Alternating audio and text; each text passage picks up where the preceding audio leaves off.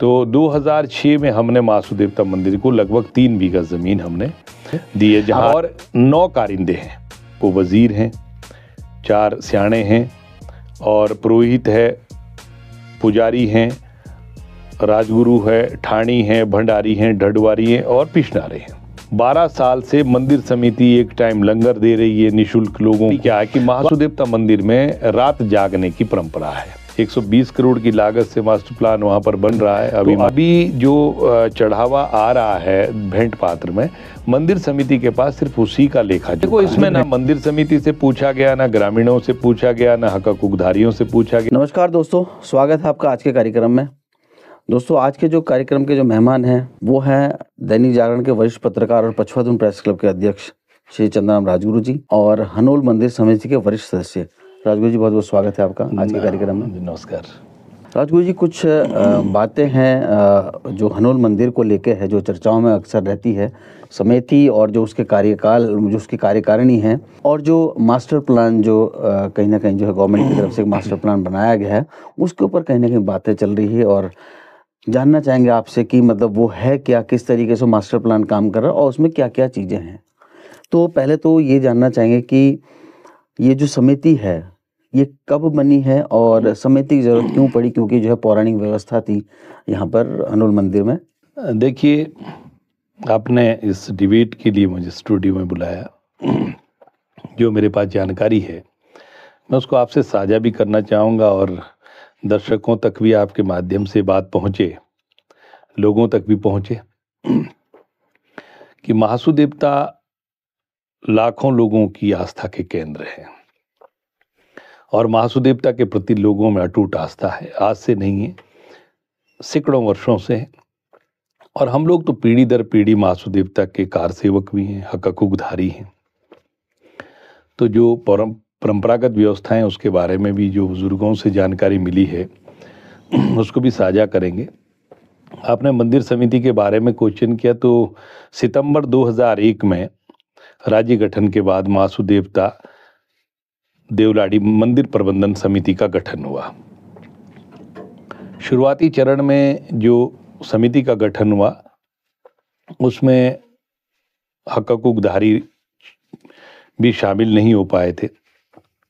एक ऐसी व्यवस्था बनी, उसके बारे में कुछ ज़्यादा मतलब मैं डिटेल में नहीं कहूँगा, क्योंकि कुछ चीज़ें ऐसी होती है जो एक विवाद का कारण भी बनती हैं।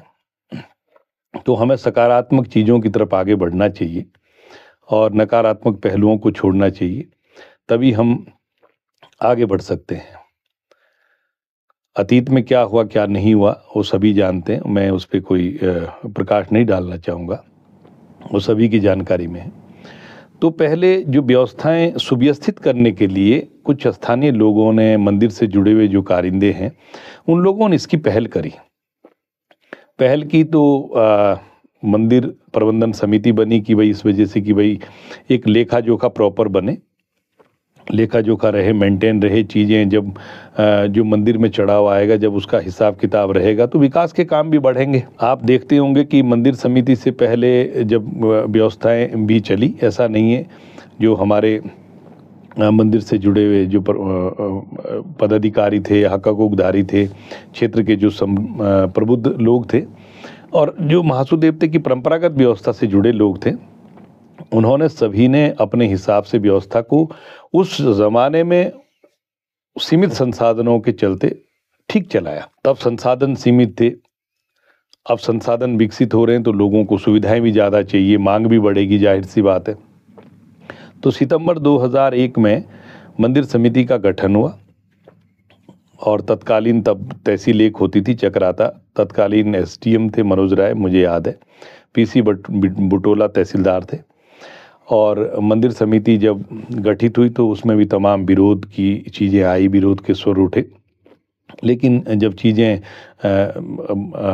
बदलती है तो कुछ लोग, ऐसा नहीं, कुछ लोग अच्छे विचारधारा के भी होते हैं तो आगे आते हैं, सभी एक समान नहीं हो सकते। तो व्यवस्था बनी, एक कहा कि भाई किस तरीके से यहाँ पे जो चढ़ावा है उसका लेखा जोखा थोड़ा सा मेंटेन किया जाना चाहिए।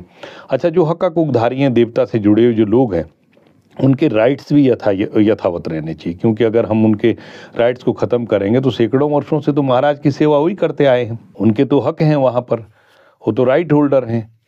तो ऐसा कोई हनोली नहीं, कई मंदिरों में जिनके परंपरागत अधिकार है वो हमेशा रहते हैं। इसमें हक हकूकधारी की आपने बात करी, हक हकूकधारी में आप ये देखिए कि हमारे शांटिबील के वजीर हैं, बास्तील से हैं, दीवान सिंह राणा जी हैं, और हमारे आप देखते होंगे 39 खत हैं जौनसर बावर में। लेकिन जहाँ महासु देवते का मूल मंदिर है, चारों भाई महासु देवते का जो पौराणिक मंदिर है, जिसको हम पांडवकालीन मंदिर कहते हैं, और एसआई प्रोटेक्ट मॉन्यूमेंट्स के हिसाब से उसको 9वीं से 10वीं शताब्दी का बताते हैं। तो एक खत ऐसी है हमारी बावर में जहाँ महासु देवते का मूल मंदिर है, वहाँ एक ही खत में 4 सियाने हैं, वो देवता ने मतलब डिक्लेयर किए हैं। तो जबकि एक खत में एक सियाना होता है, लेकिन हमारे एक खत बावर खत में जहाँ महासु देवते का मूल मंदिर है। कौन सी खत है? बावर खत। बावर खत ग्राम हनोल जो बावर खत में आता है, राजस्व विलेज है, रेवेन्यू विलेज है, और वहाँ पे 4 महासु देवते के 4 सियाने भी हैं, जो यानी आयोजन व्यवस्थाओं को संचालित भी करते थे और अभी भी करते हैं। वजीर साहब हैं, शांटिबील कहते हैं जिसको, 39 खत में वो दीवान सिंह राणा जी हैं, और पुरोहित हैं जो देवता के तीज त्यौहार का तिथि का निर्धारण करते हैं, या जो भी वहाँ भी धार्मिक अनुष्ठान आयोजन होते हैं उन्हीं के माध्यम से होते हैं। महेंद्र से हैं, मोहनलाल सेमवाल जी हैं। 3 गांव के पुजारी हैं जिनको हम थानी भी कहते हैं। आप चातरा से नौटियाल बंधु नौटियाल परिवारों से है, और पुट्टार से डोभाल परिवार से है, और नीनूस से जोशी परिवार से। इनकी रोटेशन में ड्यूटियाँ बटी हुई है, क्योंकि पुजारियों के परिवार की संख्या ज़्यादा है, तो इनकी रोटेशन। मैं स्वयं मंदिर के राजगुरु परिवार से हूँ, और इसके अलावा आप ठाणी भंडारी हैं। ठाणी भंडारी हमारे शांटिबील से पांशीबील से हैं, पांशीबील में भी वजीर हैं। शांटिबील और पांशीबील, शांटिबील टोंस नदी जो इलाका है, ये 2 पार्ट में बटा हुआ है। टोंस नदी का जो ये देहरादून जनपद का हिस्सा है, जिसमें पूरा विकासखंड चक्राता कालसी, ये शांटिबील कहलाता है। इसमें 39 खतें हैं। और पांशीबील का जो इलाका टोंस नदी के उस पार है, जो बंगाण के उत्तरकाशी में जिले में आता है, जिसमें आपकी मासमोर, पिंगल पट्टी और कोठीघाट पट्टी, और उसमें फतेह पर्वत का इलाका भी, और हिमाचल का भी कुछ इलाका उसमें आता है, पावर नदी से लगता हुआ। तो पांशीबील के वजीर जयपाल सिंह पंवार जी हैं, उन्हीं के परिवार से होते हैं, और शांटिबील के वजीर उन्हीं के घर से। तो जितने हक हकूकधारी, और ठाणी भंडारी हमारे शांटी और पांशी से हैं, इनकी भी रोटेशन में है ड्यूटियाँ बंटी हुई। इसके अलावा हमारे जो परंपरागत वाद्य यंत्रों का वादन करते हैं पूजा पाठ में, धार्मिक क्रियाकलापों में, देवता के आयोजनों में, तो वो हमारे डडवारी हैं। डडवारी जिनको कहते हैं बाजी समुदाय के लोग हैं, और ये भी देवता के रकार सेवक हैं। इसके अलावा क्या कहते हैं, पिछनारे हैं देवता के। तो ये सिर्फ हनोल चातरा गांव से ही है या कहीं बाहर? ये आप ये मान के चलो, हनोल, चातरा और पुट्टाड़, नीनूस, मेंद्रथ, बास्तील, ये इन्हीं गांव से? इन गांव के तो है ही कारिंदे, जिनकी परंपरागत ड्यूटियां पीढ़ी दर पीढ़ी है, इनके काम बंटे हुए। इसके अलावा शांटी पांशी से भी महाराज के कार सेवक हैं, कारिंदे जिनको बोलते हैं, और 9 कारिंदे हैं, जिसमें आप लिखो कि मैं बताऊं आपको, वजीर हैं, 4 सियाणे हैं, और पुरोहित है, पुजारी हैं, राजगुरु है, ठाणी हैं, भंडारी हैं, ढडवारी हैं, और पिछनारे हैं। इनके सबके काम बटे हुए हैं, अलग अलग हैं, कोई किसी के अधीन नहीं, सब महासु देवता के अधीन है, और सब अपना काम अपने हिसाब से करते हैं। सबके काम बटे हुए, अपने अपने काम बटे हुए हैं, और ये काम पीढ़ी दर पीढ़ी करते हैं। 8-9 पीढ़ियों का तो लोगों के पास इस बात के रिकॉर्ड भी है कि 8-9 पीढ़ियों से लोग महाराज की सेवा कर रहे हैं। तो आप लगाई कि जब ये समिति बनी, तो समिति में उस टाइम शुरुआती चरण था, तो शुरुआत में बहुत सी चीज़ें होती है, तो फिर उस समय के साथ चीज़ें संशोधित भी होती है। तो जब बनी समिति तो एक लेखा जोखा बना कि भाई किस तरीके से रहे, तो एक दान पात्र, भेंट पात्र वहाँ लगाया गया। वो बाकायदा प्रशासन की निगरानी में खोला जाता है, उसमें तहसील प्रशासन के लोग रहते हैं, समिति के लोग रहते हैं, मंदिर से जुड़े हुए लोग रहते हैं, अन्य श्रद्धालु भी रह सकते हैं, कोई ऐसा नहीं। तो ओपन खुलता है, सील होता है बाकायदा, और उसके बाद जो भी चढ़ाव आता है, तो जो खर्च वगैरह होते हैं उनका विवरण होता है, और आय व्यय का पूरा ब्यौरा रखा जाता है। बाकी पैसा मंदिर समिति के खाते में त्यूनी जमा किया।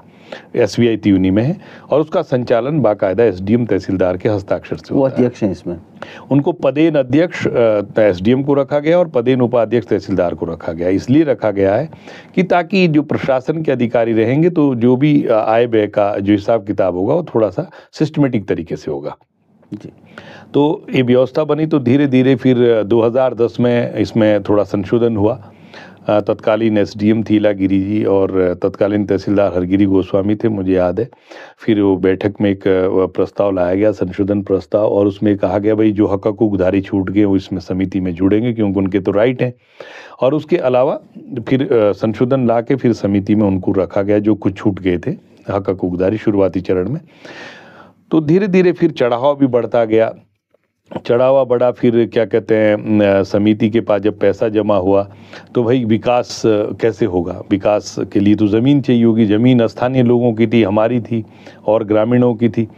तो 2006 में क्या कहते हैं VK शर्मा तत्कालीन SDM थे और उन्होंने फिर एक क्या कहते हैं बैठक को बुलाई और उसमें हक हकूकधारी थे, स्थानीय ग्रामीण थे कि भाई आप टेम्पल कमेटी को अपनी ज़मीन दीजिए। तो हमने सबसे पहले पहल की और हमने अपनी पुश्तैनी ज़मीन जो हमारी पुश्तैनी ज़मीन थी 52 के बंदोबस्त से पहले भी, जो अभिलेखों में बाकायदा उसका रिकॉर्ड है, आप देख सकते हैं रेवेन्यू में।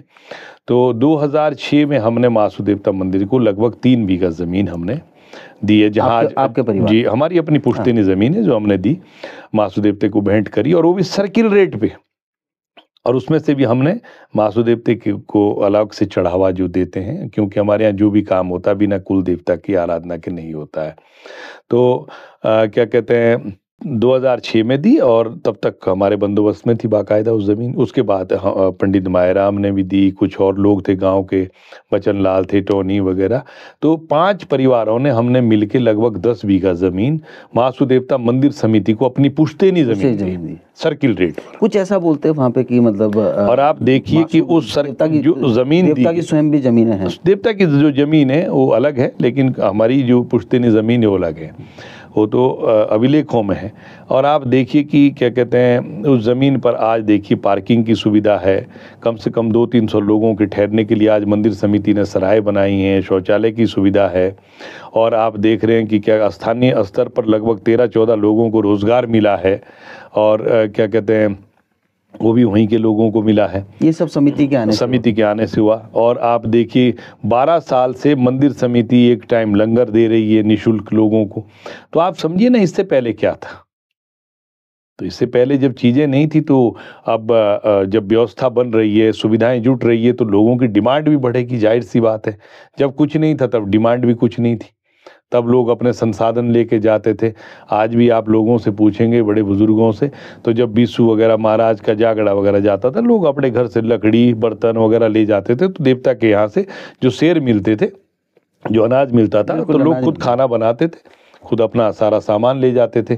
और तो ये व्यवस्था है। तो अब आज परिवर्तन आप देख रहे हैं, आज लोगों को कम से कम सुविधाएं भी मिल रही है। और धीरे धीरे जो अब अभी आपने देखा होगा माननीय प्रधानमंत्री जी ने, नरेंद्र मोदी जी ने मन की बात में जब क्या कहते हैं महासू देवता जौन सरोवर के महासू देवता हनोल मंदिर के जागरे मेले का जिक्र किया, तो सरकार ने मास्टर प्लान स्वीकृत किया।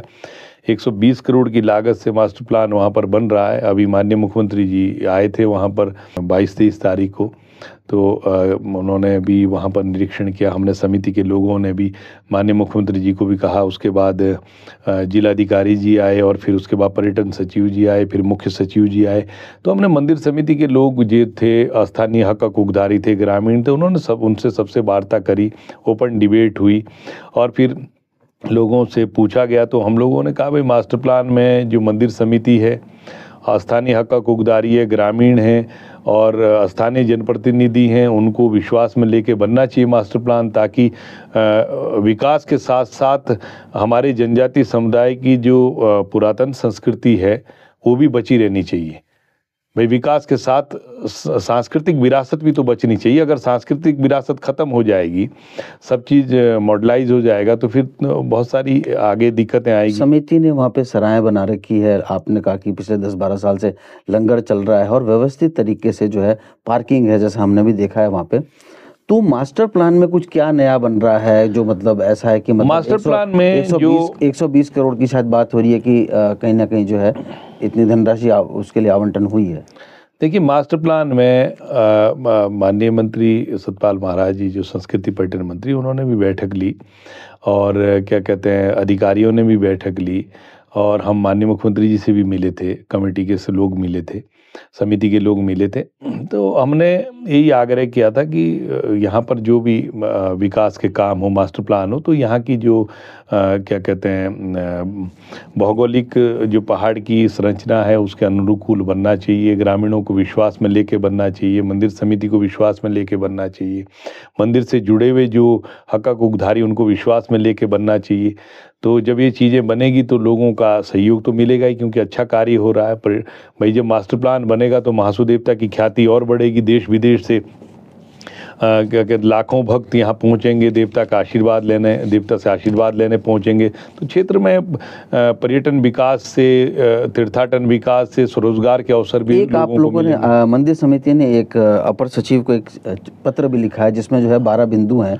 क्या वो 12 बिंदु हैं? हमने माननीय मुख्यमंत्री जी को और मुख्य सचिव जी को, पर्यटन सचिव जी को, हमने जिला प्रशासन को भी जो बिंदु दिए थे मंदिर समिति की तरफ से और हक हकूकधारियों की तरफ से, उसमें हमने यही कहा था कि भाई यहाँ पर सराय जो बने मास्टर प्लान के तहत, जो सबसे बड़ी क्या है कि महासू देवता मंदिर में रात जागने की परंपरा है। तो वहाँ पर ज़्यादातर लोग रात्रि जागरण के लिए आते हैं मंदिर में। ऐसी परंपरा वहाँ पीढ़ियों से रही है और अभी भी चल रही है। तो रात जागरण करने का वहाँ पे एक ऐतिहासिक और पौराणिक और धार्मिक महत्व है। तो लोग रात्रि जागरण के लिए आते हैं।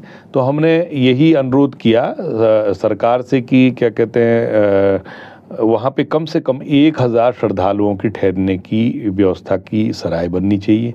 कम से कम 500 श्रद्धालुओं के भोजन व्यवस्था का लंगर हॉल बनना चाहिए, ताकि मौसम जब पहाड़ों में ख़राब रहे, जून जुलाई अगस्त में जब रहता है, तो उस दौरान लोगों को कम से कम भीगना ना पड़े, वो 500 लोग आराम से एक साथ खाना खा सकें। तो एक हमने लंगर हॉल की मांग करी है कि भाई कम से कम 500 श्रद्धालुओं की क्षमता का होना चाहिए। दूसरा, हमने पार्किंग के लिए कहा कि कम से कम 200 गाड़ियों की पार्किंग की व्यवस्था होनी चाहिए।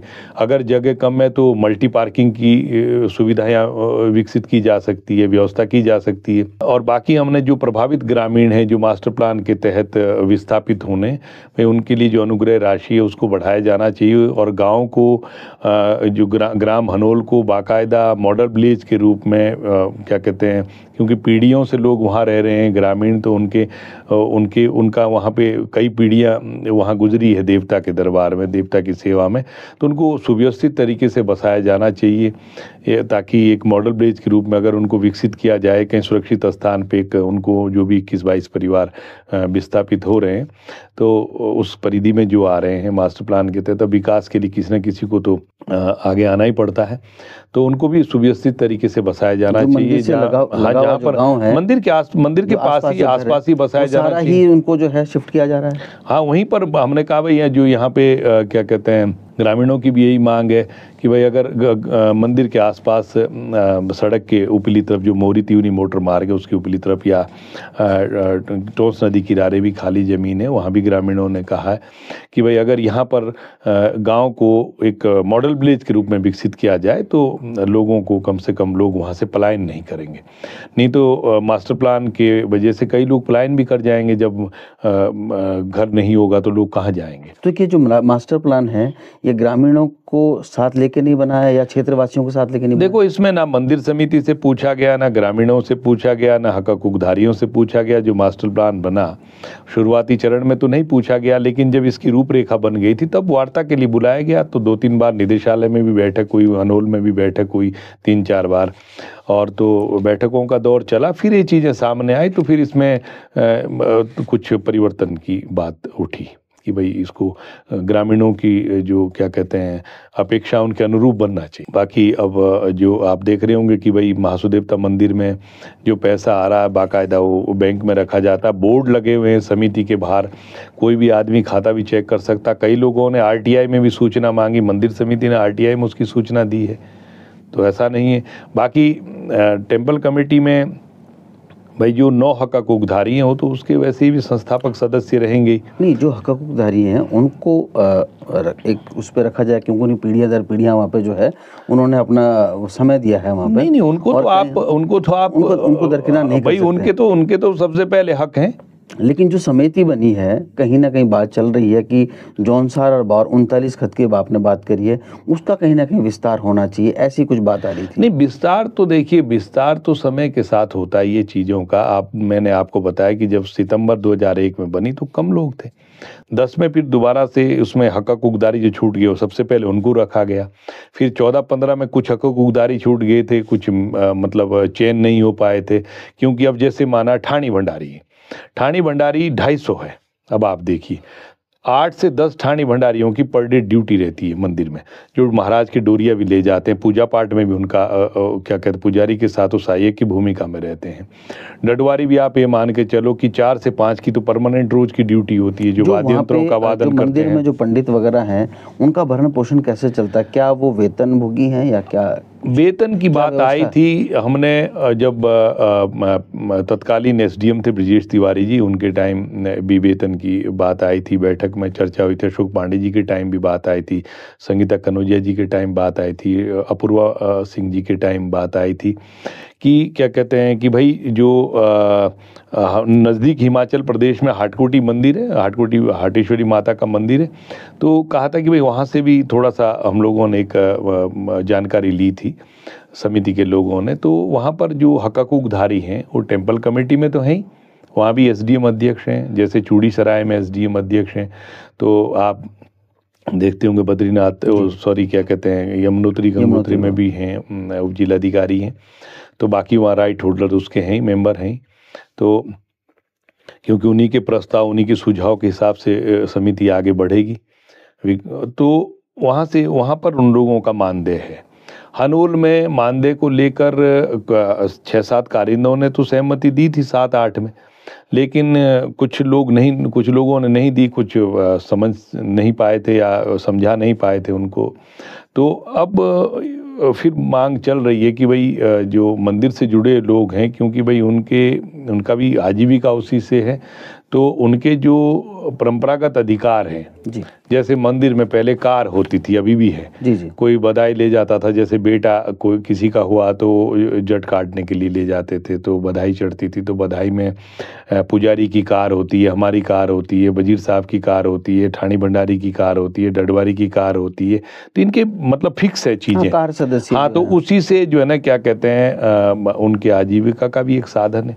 तो अभी जो चढ़ावा आ रहा है भेंट पात्र में, मंदिर समिति के पास सिर्फ उसी का लेखा जोखा है, जो भेंट पात्र में। हाँ, बाकी अभी और चीज जो बाहर चढ़ रहा है या कहीं चढ़ रहा है उसका अभी समिति के पास कोई लेखा जोखा नहीं है।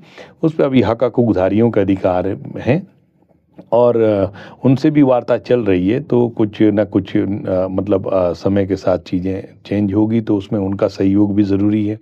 उनको विश्वास में लेके ही चीज़ें बनेगी आगे।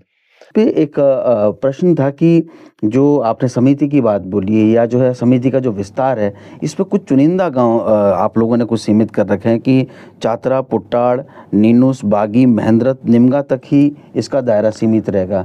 उसके बारे में थोड़ा क्या, कि क्योंकि आपने 39 खत की बात बोली है, जहाँ बात होती है कि जौनसार बावर के हनोल महासू मंदिर, तो जौनसार की बात भी आती है बावर। क्या ये क्षेत्र का कुछ ऐसा तो नहीं कि देखिए, मतलब जो जब है मंदिर समिति का गठन हुआ जी, उस वक्त एक हिसाब से आनन फानन में गठन हुआ, मैं सीधे तौर पे कहूँ, क्योंकि बहुत सारे हक़-उक़धारियों की भी सहमति नहीं थी, कुछ की थी तो कुछ की थी, कुछ की नहीं थी। तो इसलिए जो है ना उस टाइम जब गठन हुआ तो इसमें बहुत सारी चीज़ें मतलब कुछ कमियां भी रही, तो लेकिन 10 में थोड़ा सा संशोधन हुआ था, फिर 14-15 में थोड़ा संशोधन, तो समय के साथ चीज़ें संशोधित हो रही है। अब इसमें पार्टिकुलर हम अकेले कुछ नहीं कह सकते। इसमें जो हमारे 9 के 9 हक़-उक़धारी हैं, जो 4 स्याणे हैं, हमारे 4 थानी हैं, पुजारी हैं, पुरोहित हैं, ठाणी भंडारी हैं, वज़ीर हैं, हम लोग हैं, राजगुरु हैं, डडवारी हैं, पिछनारे हैं, जो 9 लोग राइट्स हैं, रोल्डर हैं, उन लोगों की जो सहमति बनेगी उस हिसाब से इसका विस्तार किया जा सकता है। और वही सुझाव प्रशासन को भी जाएंगे और उसमें ये भी देखा जाएगा कि जो अन्य जगह टेम्पल कमेटियाँ बनी हैं, अब चाहे वो जौनसार बावर की बात हो, चाहे वो शांति पांशी की बात हो कहीं की, तो बहुत से मंदिर हैं हमारे यहाँ। तो आप देखिए कि महासू देवता मंदिरों मूल मंदिर तो हनोल है, उसके अलावा बाशिक महाराज जो सबसे बड़े बाशिक महाराज हैं उनका पौराणिक मंदिर नवाड़ा में है, कुआड़ा में, कूणा पंचायत के नवाड़ा में, बावरखत में ही है। उनकी माता हैं, चारों महासू देवता की माता देवलाड़ी, उनका मूल मंदिर महेंद्रथ में है जहाँ विराजमान है माता जी देवलाड़ी जी। और क्या कहते हैं जो पवासी महाराज है वो बंगाण के, उनका मूल मंदिर देवती देवन में है, पौराणिक मंदिर। उसके अलावा उनके बामसू में मंदिर है, चीमा में मंदिर है, और क्या कहते हैं आपका बुटाणु में मंदिर है, ठडियार में मंदिर है। और क्या कहते हैं चालदा महाराज चलायमान है, वो हमेशा चलायमान रहते हैं, तो वो तो शांति और पांशी में आते जाते रहते हैं, उनकी तो बरवांश यात्रा चलती है। तो उनके तो कई मंदिर है, जहाँ ही जाते हैं वहीं मंदिर बन जाते हैं महाराज के। अभी आपने देखा होगा कोटी में महाराज रहे, मोहना में महाराज रहे, समाल्टा में महाराज रहे, अभी दसों में विराजमान है। और इसके अलावा कोटी बावर में महाराज रहे, तो ठडियार में भी महाराज रहे, तो चालदा महाराज तो स्थिर नहीं रहते। यहाँ पे दो चीज़ें हैं, एक जो कारकारिंदे हैं जो आपने 9 लोग बोले हैं, जिसमें वजीर भी आते हैं, आप लोग भी आते हैं, राजगुरु भी हैं, और पिछनारे वगैरह जो भी हैं। एक मंदिर समिति है। यहाँ पे मंदिर समिति का अगर विस्तार होता है तो जो आप लोग हैं, मतलब जो महाराज के साथ जो है सदियों से, पीढ़ियों से हैं, क्या उनका हस्तक्षेप भी इसमें अनिवार्य है या समिति अपना विस्तार कर सकती है? नहीं, देखिए मंदिर समिति तो बनेगी तब जब हक़-उधारी रहेंगे। अगर हक़-उधारी नहीं रहेंगे तो टेम्पल कमेटी ही अपने आप में कुछ नहीं है, फिर तब किस बात की टेम्पल कमेटी? टेम्पल कमेटी है जो वहाँ के मंदिर की जो परंपरागत व्यवस्था से जुड़े हुए लोग हैं, सबसे पहले तो रहेंगे। उसके बाद जो क्षेत्र के लोग हैं भाई, जैसे हमारे कोई रिटायर अधिकारी हैं, कोई सामाजिक संगठन से जुड़े हुए जो लोग हैं, जो अच्छे विचार दे सकते हैं, अच्छे सुझाव दे सकते हैं, मंदिर समिति के विकास के लिए जो अपना समय दे सकते हैं, तो ऐसे लोगों को आना चाहिए, उनका स्वागत है, उनको आना चाहिए। लेकिन ये भी देखा जाना चाहिए कि भाई समिति में आप केवल तभी नहीं आ सकते हैं जब समिति के पास संसाधन है। समिति में आपको तब भी आना सहयोग करना पड़ेगा जब संसाधन की आवश्यकता पड़ेगी। तो आप देखिए जौनसार बावर में तो बहुत से मंदिरों में टेम्पल कमेटियां हैं, बहुत जगह टेम्पल कमेटियां हैं। कहाँ टेम्पल कमेटियां नहीं, आप बताइए। थैना में मंदिर समिति है, बोहरी में परशुराम मंदिर समिति है, कोटा डीमो में है, और आपके क्या कहते हैं लखवाड़ में है, बिसोई में है, आपका ठडियार में मंदिर समिति है, और क्या कहते हैं महेंद्रथ में मंदिर समिति है। तो बहुत सारी जगह जो मेरी जानकारी में बहुत सारी जगह मंदिर समितियां हैं, तो जहां वो स्थानीय स्तर पर हैं, जो वहाँ के लोग हैं, जो उस मंदिर से जुड़े हुए लोग हैं, वहाँ के जो आसपास के ग्रामीण हैं, या जो क्या कहते हैं सामाजिक संगठन से जुड़े लोग हैं, जो स्थानीय जनप्रतिनिधि हैं, उसके हैं सदस्य, सारे लोग हैं। तो क्या कहते हैं हम लोग तो बल्कि चाहते हैं कि भाई हनोल मंदिर समिति में अगर अच्छे लोग आएंगे तो उनका स्वागत है। हम तो चाहते हैं कि अच्छे लोग आएँ, अच्छे सुझाव आएंगे तो अच्छे विचार आएंगे, अच्छे विचार आएंगे तो मंदिर समिति और आगे बढ़ेगी। और अब समय के साथ वहाँ पर आप देखिए, जब मास्टर प्लान बन के तैयार होगा 3-4 साल में, तो वहाँ पर देश विदेश के लोग आएंगे। जब देश विदेश से लाखों लोग आएंगे तो भाई टेम्पल कमेटी की चुनौतियाँ भी बढ़ेगी। तो जब चुनौतियाँ बढ़ेगी तो चुनौतियों से निपटने के लिए भाई लोग भी चाहिए, उस तरीके के लोग चाहिए जो अच्छी सोच रखने वाले लोग हों, जो मंदिर को आगे ले जाने की लोग। देखिए कमियां गिनाना बहुत आसान काम होता है। कमियां तो आप किसी में भी गिना देंगे, कमियां तो आप कहेंगे आप किसी भी चीज़ में ले लीजिए तो हर चीज़ में कमी नज़र आएगी। लेकिन कमियों को के साथ साथ हमको एक सकारात्मक और पहलू के साथ आगे बढ़ना चाहिए। कमियां गिनाना कोई सॉल्यूशन नहीं है, उसका समाधान खोजना सॉल्यूशन है। मास्टर प्लान जो आया है अभी कब शुरू होगा ये, और क्या क्या इसके जो है स्टेप बाय स्टेप कैसे काम करेगा मास्टर प्लान? अब मास्टर प्लान तो देखिए पर्यटन विभाग की योजना है, तो सरकार की जो पॉलिसी होगी, जो पर्यटन विभाग की जो DPR होगी, उसके तहत ही वो करेंगे। अभी तो मंदिर समिति को इसकी कोई जानकारी है नहीं, खाली ये बताया कि भाई जो हमने मांगे रखी है कि साहब यहाँ सराय कम से कम 1000 श्रद्धालुओं की क्षमता का बनना चाहिए, जो हमने मांगे रखी समिति की तरफ से। स्थानीय लोगों ने भी यही मांगे रखी। और लंगर हॉल में क्षमता थोड़ी 500 की बढ़नी चाहिए, 200 गाड़ियों का पार्किंग प्लेस होना चाहिए, और यहाँ पर आधारभूत सुविधाएं विकसित होनी चाहिए। स्थानीय लोगों को रोजगार दिया जाना चाहिए प्राथमिकता पर। ग्रामीणों को, विस्थापित ग्रामीणों को मास्टर प्लान के तहत मॉडल विलेज के रूप में बसाया जाना चाहिए। और जो टेम्पल कमेटी से जुड़े, देवता से जुड़े हुए जो स्थानीय हकदारी, उनके जो हक हकूक़ हैं वो बरकरार रखने के साथ साथ उनके भी आजीविका के साधन विकसित किए जाने चाहिए। आप एक बतौर पत्रकार हैं और वरिष्ठ पत्रकार है दैनिक जागरण के, और इस क्षेत्र से जो है माननीय विधायक प्रीतम सिंह जी भी आते हैं। इतना बड़ा जो है यहाँ पर मास्टर प्लान तैयार हो रहा है और जौनसार बावरा के लिए कहीं ना कहीं जो है अच्छे उसमें विकास हो रहा है। विधायक जी की क्या प्रतिक्रिया, आपने जो अभी 12 बिंदु बोले कहीं ना कहीं इसमें? नहीं, देखिए, माननीय विधायक जी प्रीतम सिंह जी 2 बार कैबिनेट मिनिस्टर रहे और उन्होंने उनके जब वो कैबिनेट मिनिस्टर रहे उस दौरान उन्होंने बाकायदा ईडीवी के तहत हनोल और लाखा मंडल के लिए भी पैसा स्वीकृत कराया। बल्कि उनके टाइम में मुझे याद है, क्या कहते हैं, क्योंकि मुझे 2-3 बार बैठक में जाने का मौका मिला मंदिर समिति के साथ, तो लगभग मेरे ख्याल से 8-9 करोड़ रुपया तब सैंक्शन हुआ था। और उस टाइम वहाँ पे जो डेवलपमेंट हुए, टीआरएच का रेनोवेशन हुआ, जो गढ़वाल मंडल विकास निगम का होटल है, क्योंकि बाहर से जो लोग आते थे ठहरने की सुविधाएं नहीं थी। और हनोल ठडियार रोड का जो इंटरलॉक टाइल्स लगी, उसमें ग्रिल वगैरह लगी, मंदिर के जगह जगह बोर्ड बने, शाइन बोर्ड बने। तो 100 बेड का एक क्या कहते हैं सराय का 3 मंजिले का प्रपोजल था। और उस वक्त कुछ बाद में इशू आया, कुछ लोगों ने शिकायतें करी कि साहब जहाँ ये बन रहा है वो ज़मीन कमज़ोर है, फलाना है, ऐसे कुछ बातें आई बाद में। तो फिर वो करीबन 5 करोड़ रुपया, जहाँ तक मुझे याद है, 5 करोड़ रुपया लैप्स हो गया था, क्योंकि उस समय पे नहीं खर्च का, उसकी एक टाइम लिमिट थी। तो ऐसा नहीं, उनका तो हमेशा सकारात्मक मंदिर समिति के साथ रहता है सहयोग। और वो तो खुद मंदिर समिति के 4 स्याणों में सदर स्याण हैं वहाँ पे, उनका तो वैसे भी योगदान है वहाँ पर। धार्मिक रूप से भी मंदिर में उनके हक हैं, वहाँ पर राइट्स हैं उनके, तो उनका तो हमेशा से रहता है सहयोग।